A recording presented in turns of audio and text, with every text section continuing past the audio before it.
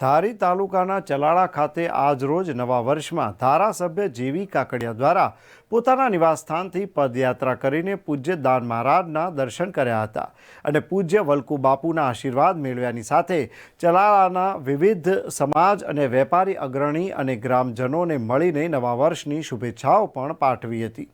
ધારાસભ્યની લોકપ્રિયતાનો અદ્ભુત નજારો જોવા મળ્યો હતો ને નાના સાથે નાના અને મોટા સાથે મોટા એવા સ્વભાવ માટે ધારાસભ્ય જેવી કાકડિયાની ઓળખાણ થાય છે। સાહેબ, આપનું નામ, ગામ અને આજે કયા પ્રકારનું આયોજન હતું, શું કહેશો? મારું નામ ભૈલુભાઈ વાળા, ચલાલા શહેર ભાજપ ઉપપ્રમુખ। સૌથી પહેલાં તો ચલાલા શહેરના સૌ વડીલો નાગરિકોને નવા વર્ષની ખૂબ ખૂબ શુભેચ્છાઓ। દાન મહારાજના આશીર્વાદ બધાય ઉપર ઉતરે તેવી પ્રાર્થના।